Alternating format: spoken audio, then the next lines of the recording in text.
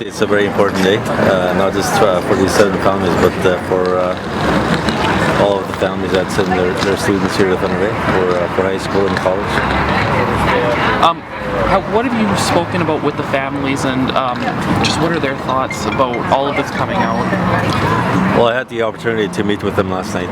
We shared a meal and talked a bit, and just to hear their concerns. And I think the only thing I could tell them yesterday was even though we may not be able to give them all the answers that they're looking for, that we will make sure that they have the supports that they will need before the inquest, during the inquest, and after the inquest, to make sure that they're okay. And I know the one thing that you kind of raised as being an issue on Friday was the location of where this inquest is going to be held. One of the smaller courtrooms in this building, I believe only about 10 spectator seats. Were you given any explanation as to why it was being held, why this is being held in that room, limiting spectator areas? There was really no clear expectation from any official to the families to tell them why they're not making any more effort to accommodate all the families.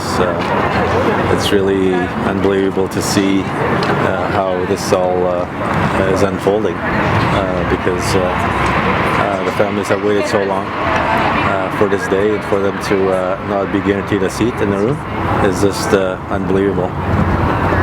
And how are you coping with that dichotomy, that this is finally happening, but that there's this unfortunate circumstance under which it's happening? I mean, that's just part of the struggle that this family has gone through, right? You know, they've been failed by the system at every turn, and you would think that by now someone in the system would have said that now that this day is here, let's do everything we can to accommodate the families, but they didn't. And I don't know how it's going to unfold this morning when the family goes into the room, to that little room. I don't know how they're going to fit all the family members that are here.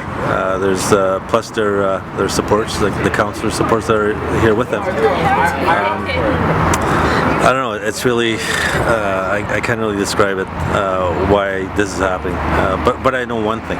You know, if these were 7 non-native kids, the court system, believe me, the court system would move heaven and earth to accommodate the 7 families. But because these are First Nation families, they're shoved into a corner in a little room, and it's just it's horrifying to see.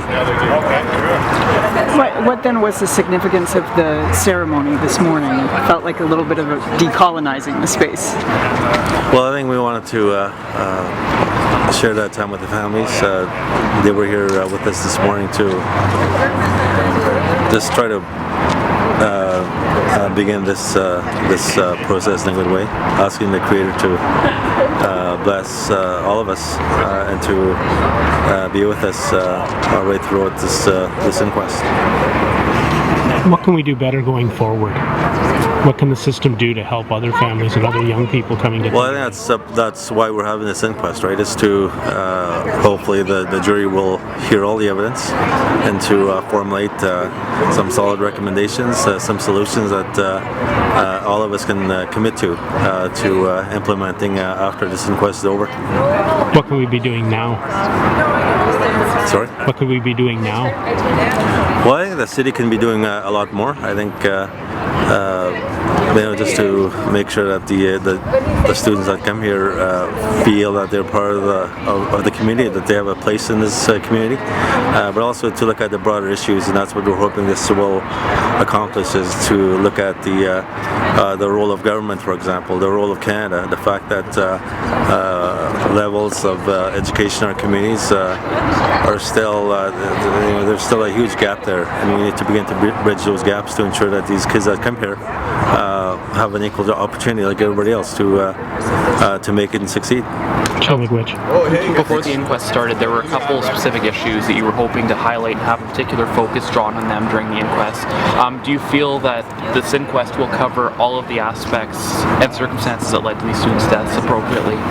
Yeah, we're pretty confident that the scope is broad enough for any of the families to raise any issue that they want to raise.